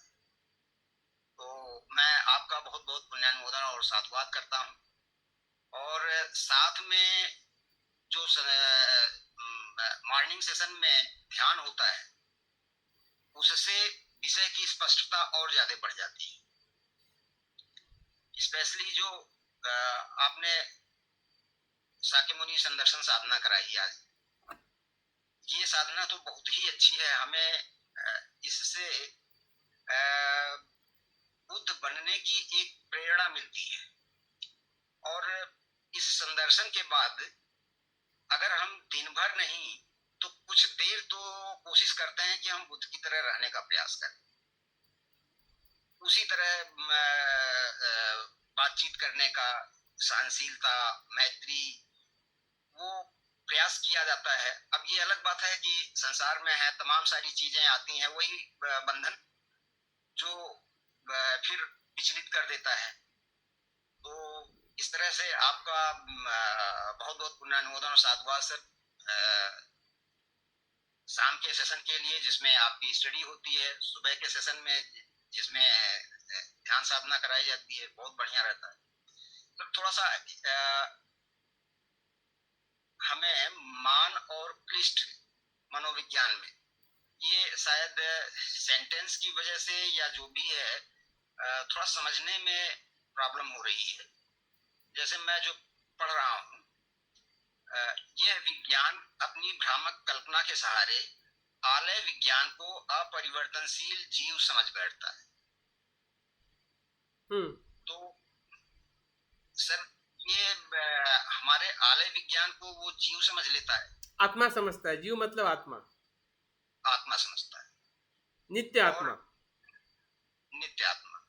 और आलय विज्ञान सतत परिवर्तनशील होने से जीव से भिन्न है। आत्मा से भिन्न है, आत्मा नहीं है वो। आलय विज्ञान सर सतत परिवर्तनशील है या जीव सतत परिवर्तन? जीव तो सतत परिवर्तनशील है। जीव को आप क्या कह रहे हैं? जीव मतलब रूप की नहीं नहीं नहीं, यहाँ पे जीव जो है ना, आत्मा शब्द है, आत्मा शब्द। हाँ, जीव जो बोलते हैं ना, जीव शब्द जो है वो संस्कृत में आत्मा के तौर पे जिसे हम व्यक्ति कहते हैं ना, स्व के इसके साथ में वो जीव शब्द इस्तेमाल किया जाता है। दूसरा सर ये आलय विज्ञान सतत परिवर्तनशील है या जीव सतत परिवर्तनशील है? जीव आलय विज्ञान में नहीं, उसमें लिखा है ना, जीव आलय विज्ञान जीव से भिन्न है। आलय विज्ञान जीव से भिन्न है। हाँ, मतलब परिवर्तन। हाँ भिन्न है। इसका मतलब क्या है कि आलय विज्ञान आत्मा नहीं है। आलय विज्ञान परिवर्तनशील है। हाँ, वो आत्मा नहीं है। उसको आत्मा कहना या नित्य कहना ये क्लिष्ट मनोविज्ञान से निर्माण किया हुआ भ्रम है और आग्रह है। भ्रम भी है और आग्रह भी है कि ये नित्य है, ऐसा मानने के लिए वो चित्त मजबूर करता है, बार बार मजबूर करता है। इसलिए हम बार बार संसार में अहंकार के कारण, स्वासक्ति के कारण हमारा जन्म धारण होता है। Thank you sir. और सर एक और कि जैसे हम जो भी कर्म करते हैं वो हमारे पंचस्कंध और प्रतीत समुत्पाद की वजह से होता है। वो कर्म कार्य जो है वो संपादित करता है, मैं नहीं करता। अगर मैं नहीं करता तो मेरे कुशल और अकुशल कर्मों का फल हमें कैसे मिलता है और क्यों मिलता है? अभी मैं नहीं तो हमें कहाँ से आ गया? अभी आप बोलते कि मैं नहीं है। इसीलिए मैंने सर, यही तो भ्रम है। हाँ, यही भ्रम है। तो हम ही नहीं, मैं ही नहीं तो हम कैसे होगा? फल होगा। देखिए हम कब कहते हैं कि जब मैं है,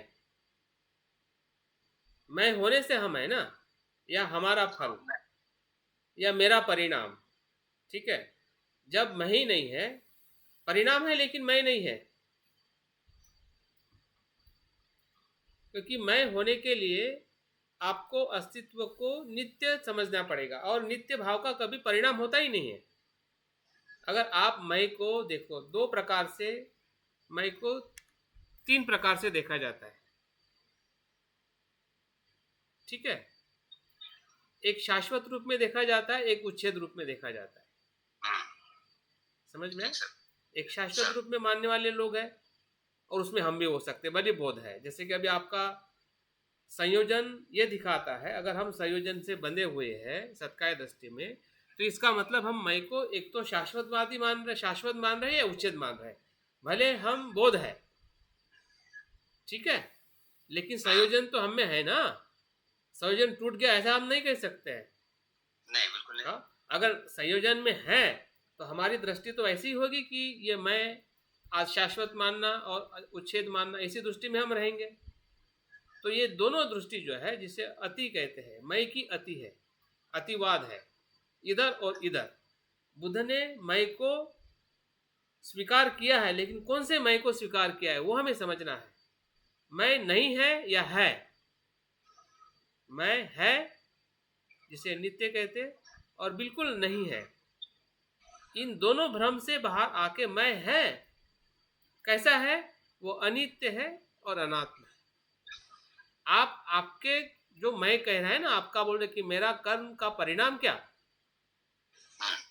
तो जो मैं जो है बौद्ध धर्म के अनात्मवाद में या मध्यम मार्ग में, वहां पे ये वाला मैं नहीं है, शाश्वत और उच्छेद वाला, समझ में आया? क्योंकि उसका अस्तित्व ही नहीं है, नित्य आत्मा का अस्तित्व ही नहीं है, वो तो भ्रम है।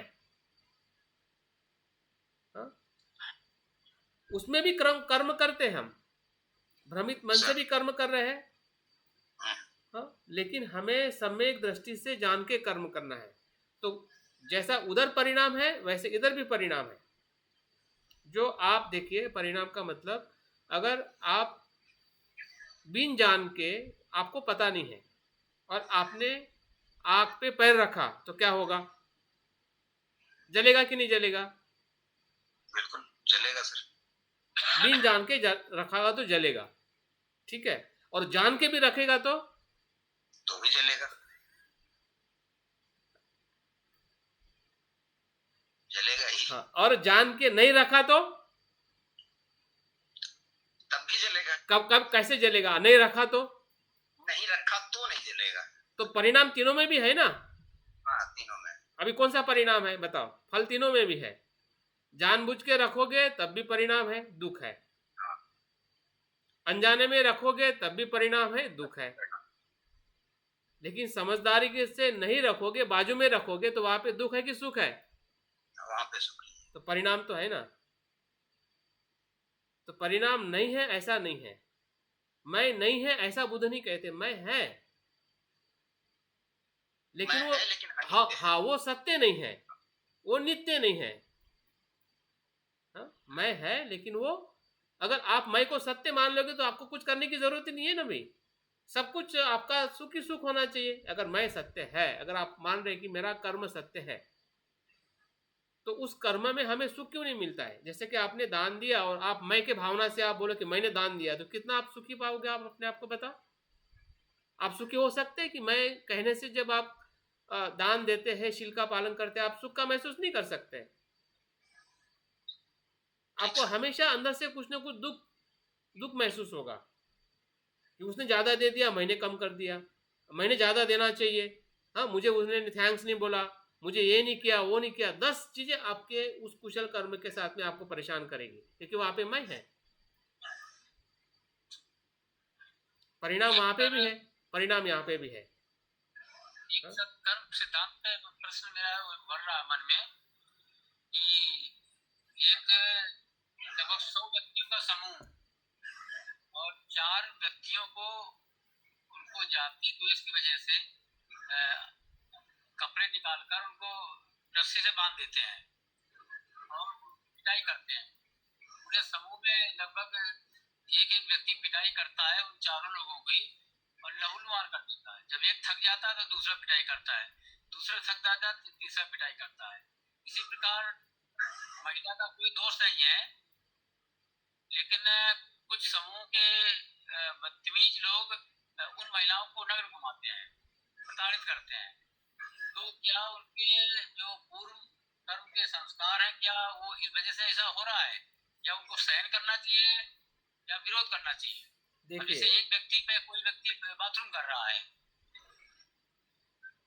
देखिए ये कर्म का विश्लेषण जो है ना, थोड़े हमें दूसरे डायरेक्शन में लेके जा रहा है शाक्य केतु जी, ठीक है, इस पर हम जरूर चर्चा कर सकते हैं। लेकिन जो हम कर्म की बात कर रहे हैं वो अभी व्यक्तिगत कर्म की बात कर रहे हैं, ठीक है। जब एक सामूहिक कर्म आता है या परंपरा का कर्म आता है या एक जातिवाद के नाम पे जो कर्म किया जाता है, ठीक है, वो मास माइंड है, इंडिविजुअल माइंड नहीं है।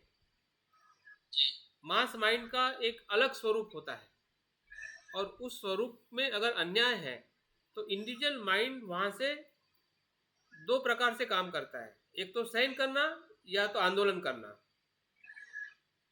ठीक है। आंदोलन करेगा तो उसमें से वो गुलामी से मुक्त होगा, अगर आंदोलन नहीं करेगा तो जो सामूहिक जो मन जो है वो उसको परेशान करेगा। हाँ, तो ये जो मन और इंडिविजुअल और जो सामूहिक जो सामाजिक मन है या परंपराओं से ग्रस्त मन है या जिसे हम अकुशल जो क्या कहते हैं परंपरावादी जो भावना है या आचरण है, नीति है या मूल्य है, हाँ, जिस मूल्य से इंसान को या स्त्री पुरुष को अलग देखा जाता है, तो उसका जो उत्पत्ति जो भले आज हमें समूह में दिखाई दे रहे कि विशिष्ट प्रकार के लोग, तो उसका भी विशिष्ट प्रकार में रहने वाले लोगों का भी तो इंडिविजुअल माइंड है ना, जो समूह में कलेक्ट होके वो उस प्रकार से एक्शन कर रहा है। और सामाजिक तौर पे या मानवीय तौर पे निश्चित वो गलत है, दुखदायी है।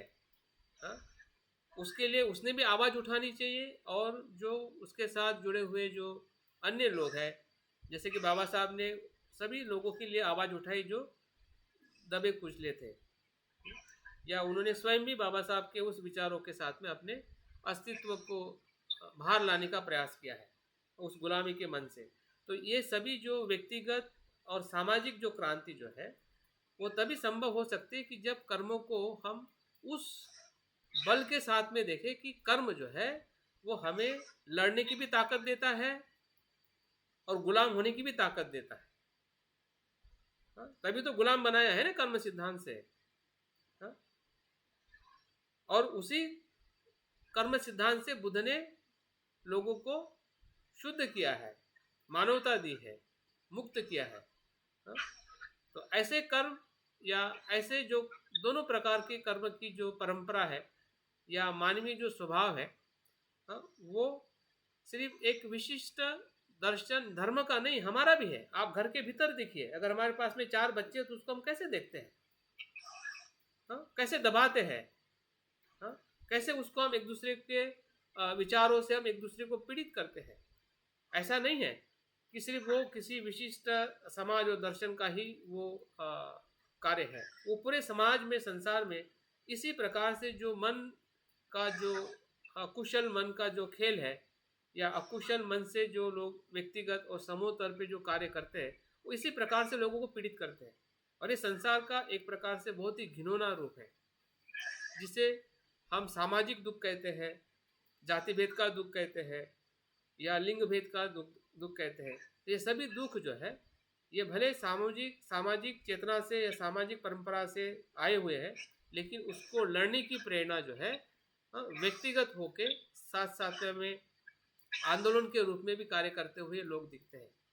तो हमें भी किस प्रकार से अगर हमें कार्य करना है और हमें लग रहा है कि इस प्रकार से शोषण या इस प्रकार से हमने कार्य करना चाहिए या कर सकते हैं, तो उस प्रकार से हम अपने कर्मों को एक संगठित रूप में परिवर्तित करके सामाजिक आंदोलन है जिसके माध्यम से हम कर सकते हैं और करने का हमने प्रयास करना चाहिए। अगर इस प्रकार से हमें पीड़ा हो रही है, सिर्फ पीड़ा होना और कार्य नहीं करना, क्योंकि हमारी क्षमता वहाँ तक ही रहती है कि हमें पीड़ा होती है कि जब इस प्रकार से हम घटना को देखते हैं, सुनते हैं, लेकिन पीड़ा होने के बाद में हमारे पास में क्या संसाधन है, किस प्रकार से उस चीज़ के लिए हमें कार्य करना है।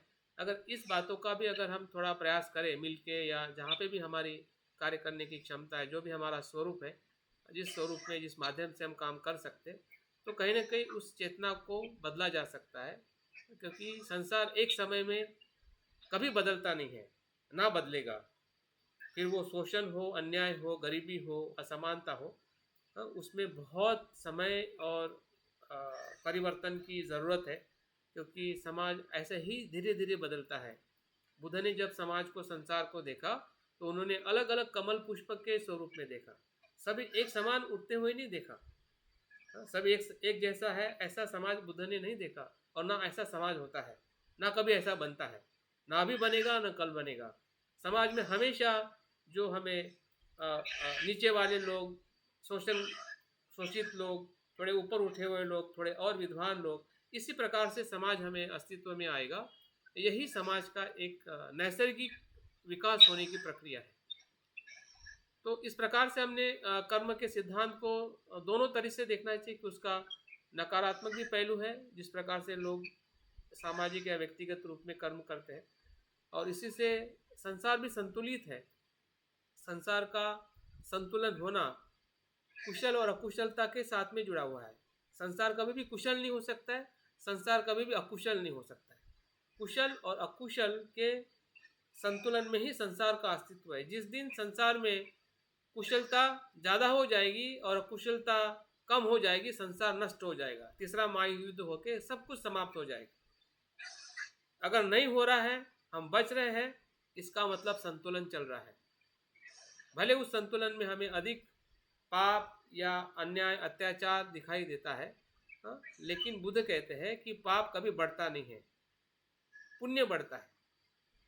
जब पाप कोई करता है तो उसका पाप घटता है, उसका प्रमाण घटता है, क्योंकि जो अकुशल करता है उसको सजा मिलती है, उसका जीवन छोटा होता है, या उसके जीवन के भीतर जो कुछ भी एक नकारात्मक परिणाम उसको मिलके उसका प्रमाण कम होता है। लेकिन जो कुशलता है, अगर कोई व्यक्ति मैत्री कर रहा है तो मैत्री से मैत्री घटेगी नहीं, मैत्री और बढ़ेगी, मैत्री और बढ़ेगी, मैत्री और बढ़ेगी। तो वो जो कुशल कर्म का जो एक्युमुलेशन जो है संसार में, जो भी कुशल कर्म करते हैं वो कभी भी कम नहीं होता है जब अकुशल कर्म करने के सिद्धांत पे लोग कार्य करते हैं। तो बुद्ध ने इस संतुलन को समझा है कि संसार दोनों कर्मों का अनुभव है, और दोनों को भी हमें उसके कारण और परिणाम के साथ में ही हमें समझना पड़ेगा और उस पर कार्य करना पड़ेगा। ठीक है, मुझे लगता है कि अभी हम आगे जाते हैं। दिलीप जी को सुनते हैं। दिलीप जी। हाँ, सभी को मैत्रीपूर्ण जय भीम, नमो बुद्धाय। और आदरणीय ब्रह्मचारी मंजू कुमार जी का विशेष तौर से और सभी पूरे ग्रुप का बहुत बहुत तहे दिल से मैं पुनर्नुमोदन करना चाहता हूँ कि ये जो सब्जेक्ट था 10 बंधन, बहुत ही बखूबी से उन्होंने समझाया, ताकि हमारा आत्मिक उन्नति और हमारा मानसिक विकास कैसा हो उनके ऊपर बहुत ही अच्छे से ध्यान, और बाकी सभी सब्जेक्ट में उन्होंने बारीकाई से समझाया है। और मुझे ऐसा लगा कि संयोजन जो है, और संयोजन का मतलब ही होता है बंधन, और ये बंधन में से जो मुक्त होने के लिए जो जैसे सत्ता ड्यूटी विचिकित्सा और परामर्श, जब तक ये 3 बंधनों पर अपन काम करते नहीं और टूटते नहीं, तब तक अपन शरण गमन की सही मायने में शुरुआत नहीं होती है और अपन सही मायने में आगे जाते नहीं है। और मुझे ये इस तरह जो क्वेश्चन था, हमारी मैत्री भावना के विकास का क्या अनुभव है, मुझे लगता कि जैसा मैं मैत्ता भावना करता हूँ, डेली करता हूँ, तो मैं सहजता से जीने लगा हूँ।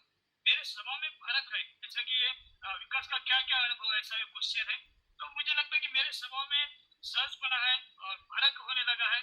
लोग कैसा कर्म करते हैं वो उसका धर्म है, लेकिन मैं ध्यान करता हूँ, मैं मैत्ता करता हूँ, तो मैं मेरे कर्म पर विचार करके जी रहा हूँ। पहले जो मेरा व्यवहार था वो अभी नहीं है। मैत्ता का मैं मेरे खुद में मैत्ता का विकास देखता हूँ। तो मैं मैत्री करने की वजह से जैसे कायिक कर्म, वाचिक कर्म मैं देखता हूँ कि मेरे कायिक कर्म में या वाचिक कर्म या मानसिक कर्म में क्या बदलाव है। जब मैं अगले वाला कर्म करता है, कोई क्रिया करता है, तो मैं मेरा खुद का निर्णय कैसा लेता हूँ, वहाँ मेरी बड़ी स्पष्टता हो रही है। मैं निर्णय लेके पहुंच लेता हूँ, समझ जाता हूँ कि मुझे क्या करना चाहिए। अगर मुझे मैं संग में नहीं रहता था या फिर मैं मैत्ता नहीं करता था डेली, तो मुझे लगता था कि मैं अलग आदमी जी रहता था, यानी मेरी प्रतिक्रिया ज्यादा बढ़ती थी, या मेरा जैसे झगड़ालू स्वभाव बोलो या द्वेष, राग, लोभ, मोह में मैं ज्यादा जाता था, ऐसा मुझे लगता है। लेकिन मैं अभी देखता हूँ तो मेरे में जो हिंसा है वो हिंसा बहुत ही बहुत मायने कम हो गई है। जैसे मैं एग्जाम्पल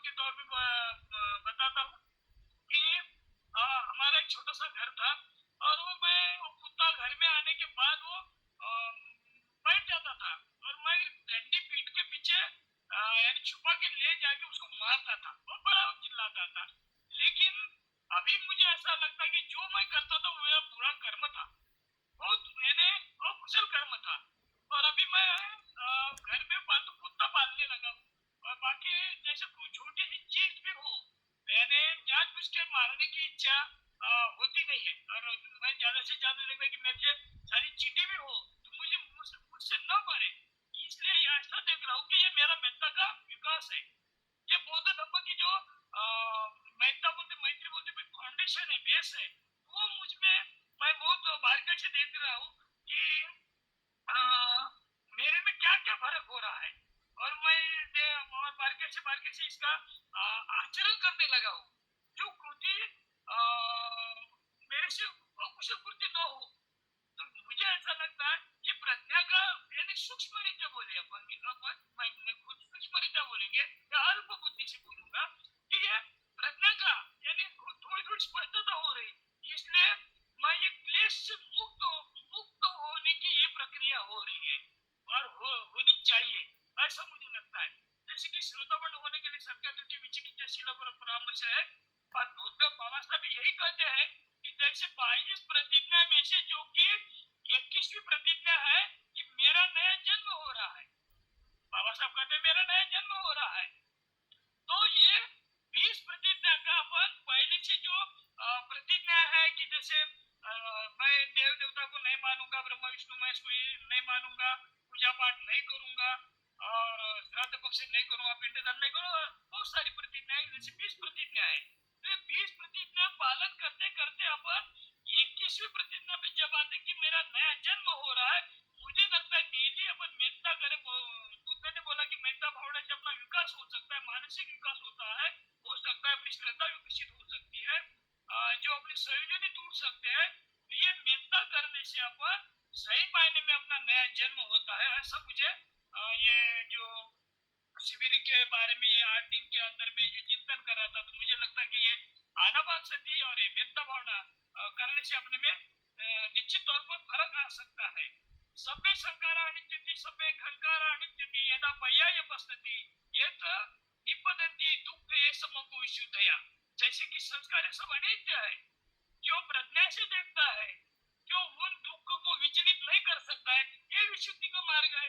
मुझे ऐसा लगता है कि सब संस्कार क्या नित्य है, लेकिन नित्य का है तो नित्य ये निर्वाण है। और निर्वाण बोले तो जैसे कि पंचशील का पालन करके, एक स्टेप पालन करके, आर्य अष्टांगिक मार्ग का पालन करके, तेली ध्यान साधना करके अपन निर्वाण तक जा सकते हैं, ऐसा मुझे लगता है।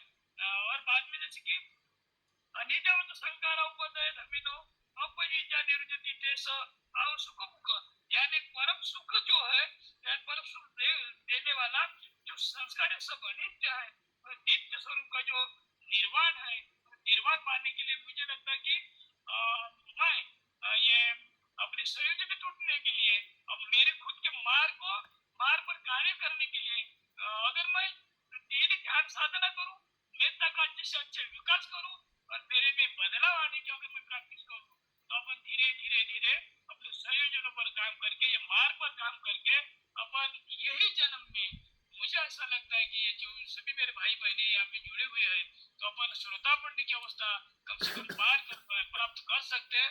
और यहाँ मैं रुकता हूँ, बहुत सारे लोगों को बोलना है, और आदरणीय ब्रह्मचारी का मैं पुनर्वंदन करना चाहता हूँ कि उन्होंने बहुत ही अच्छे से ये शिविर को लीड किया है। जय भीम, नमो बुद्धाय। Thank you. तो मुझे लगता है कि समय भी हो रहा है, तो हम बाकी मित्रों को कल और परसों हमारे पास में और 2 दिन है,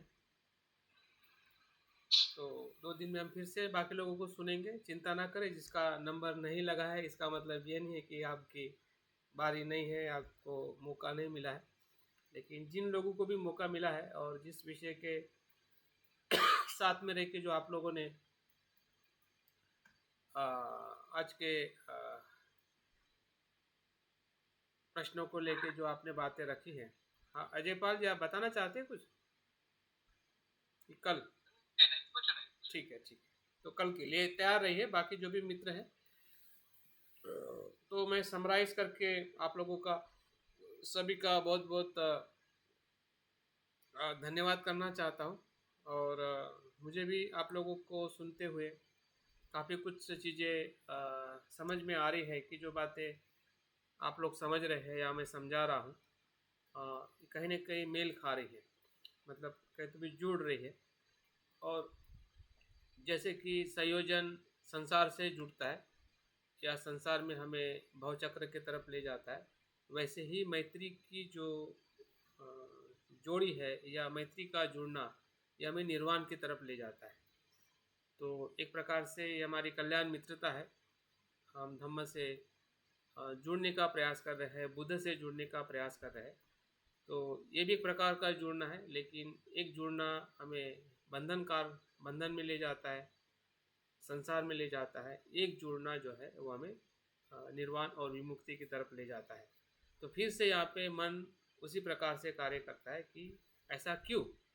क्योंकि आपका सोचने का ढंग जो है, अगर अनित्य को अनित्य देख रहे हैं तो सही मैत्री है, दुख को दुख दे रहे हैं वो सही कल्याण मित्रता है, अनात्म को अनात्म देख रहे हैं वो बुद्ध के साथ सही भक्ति है, श्रद्धा है। तो इस प्रकार से अगर हम सोच के बुद्ध से, मित्र से या धम्म से जुड़ते हैं तो ये सही ढंग है। अगर ढंग गलत है, आप अनित्य को नित्य मान रहे हैं, दुख को सुख मान रहे हैं, अनात्मा को आत्मा मान के अगर आप चीज़ों को ले रहे हैं, संसार की चीज़ें हो या धर्म की भी चीज़ें, जो संसार की चीज़ें हम ले रहे हैं, जो हमारी ज़रूरत है, जिसमें हमारा खाना, चलना, बोलना, घूमना, परिवार में रहना, पैसा कमाना, सब कुछ सांसारिक जीवन है। और धर्म से भी जो ले रहे हैं या धर्म में जो आपको अनुभव आ रहे हैं, फिर शील का अनुभव हो, ध्यान का अनुभव हो या प्रज्ञा का भी अनुभव हो, अंतिम मत समझिए, नित्य मत समझिए। अगर उसको आपने नित्य समझ लिया, ध्यान के अनुभव को, आपके दानशीलता के अनुभव को, तो समझ जाइए कि वो गलत ढंग है, तो वो निर्वाण का मार्ग नहीं। तो बहुत कुछ चीज़ें हैं कि जो बहुत ही एक पहले स्टेप में अगर आपकी गलती है तो सब स्टेप में गलत है, और पहले स्टेप में अगर आप सही है तो आपको आगे बिल्कुल डरने की ज़रूरत नहीं है। आसमान खुला है कि हमें कोई रोक नहीं सकता है, नहीं तो रोकने वाले किसी की ज़रूरत नहीं, आप खुद ही अपने आप के रोक लोगे। किसी की ज़रूरत नहीं है कि आपको रोके। हाँ, ना ईश्वर आके रोक सकता है, ना ब्राह्मण आके रोक सकता है, ना आपकी पत्नी रोक सकती है, ना आपको धन रोक सकता है, लेकिन रोक सकता है आपका मन। तो रोकने के लिए ऐसा मत सोचिए कि उसके वजह से मैं रुका हूँ संसार में, कि पत्नी है, बच्चे हैं, ये जिम्मेदारी है, वो जिम्मेदारी है, और हमें लगता है कि इसके लिए मैं रुका हूँ। ऐसा कुछ नहीं है। इसलिए रोके है क्योंकि हमारा मन ही वहाँ पे रुकना चाहता है, क्योंकि आपका मन ही आपके उस संसार को नित्य मान रहा है, इसलिए रुके हुए। इसलिए रुके हुए नहीं कि उसके लिए आपकी ज़रूरत है। अगर ऐसी ज़रूरत है तो मरने के बाद तो भी तो लोग जीते ही है ना, वो थोड़ी मर जाते हैं। अगर आप नहीं हैं तो इसका मतलब थोड़ी है सब संसार और परिवार खत्म हो जाता है। लेकिन हमें ऐसा लगता है कि मैं नहीं रहूँगा तो क्या होगा, मैं नहीं रहूँगा तो कुछ नहीं होगा, फिर भी जाएंगे। रोने वाले भी इसलिए रोते हैं कि वो गया, इसलिए रोते नहीं हैं अभी क्या होगा, अभी मेरा क्या होगा, हाँ, मेरे साथ में कौन रहेगा, मेरे साथ में कौन बोलेगा, मुझे कौन प्यार करेगा, मुझे कौन पैसा देगा, मुझे कौन खाना देगा, इसलिए रोना है। रोना इसलिए नहीं कि वो गया है। तो कोई किसी जाने के लिए रोता नहीं है, हाँ? जाना निश्चित है और सभी जाते हैं, लेकिन रोना धोना जो है ये हमारी जो ज़रूरत है, उसमें हमें दुख होने लगता है कि अभी क्या होगा, उसका भय है। तो वो अनित्य नहीं देखने के कारण वो भय है। अगर अनित्य देखोगे तो भय नहीं रहेगा, ना अपने लिए ना औरों के लिए। तो वहाँ से मार्ग खुला है, नहीं तो बंधा है। एक ही क्षण में मार्ग खुलता है, एक ही क्षण में मार्ग बंद हो जाता है। चित्त के एक ही क्षण में मार्ग खुल जाता है और एक ही क्षण में मार्ग बंद हो जाता है, और फिर से खुलता है, फिर से बंद होता है। जितनी बार बंद होगा उसे भी हमें देखना है, और जितनी बार खुलेगा उसको भी हमें देखना है। तो आपके सभी के रिपोर्टिंग से यही पता चला है कि आप सही तरीके से प्रयास कर रहे हैं, लेकिन उस प्रयास में जहाँ पे उसका बिंदु है जिसे डॉक्टर कहते नस पकड़ना, और वहाँ से चीज़ों को भीतर ले जाना। तो हमारी नस या हमारा स्वभाव या हमारा जो विचार करने का ढंग हमें ढूंढना है कि क्या किस प्रकार से हम अस्तित्व को देख पा रहे हैं, फिर वो सांसारिक अस्तित्व हो या आध्यात्मिक शिक्षाएं हो, दोनों को भी हमें सत्य स्वरूप में देखना है। बहुत बहुत साधुवाद। मिलते हैं कल सुबह, और सुबह के सत्र में हम बहुत छोटा ध्यान करने वाले, क्योंकि कहीं मुझे सुबह निकलना है। तो 6:30 बजे से 7 या 7:15 बजे तक हम जस्ट सिटिंग ध्यान करेंगे। तो सभी समय पे जुड़ जाइए और हम कल के ध्यान में सराव करेंगे। बहुत बहुत धन्यवाद। गुड नाइट, शुभ रात्रि। कल मिलते हैं। Good night. साधु साधु।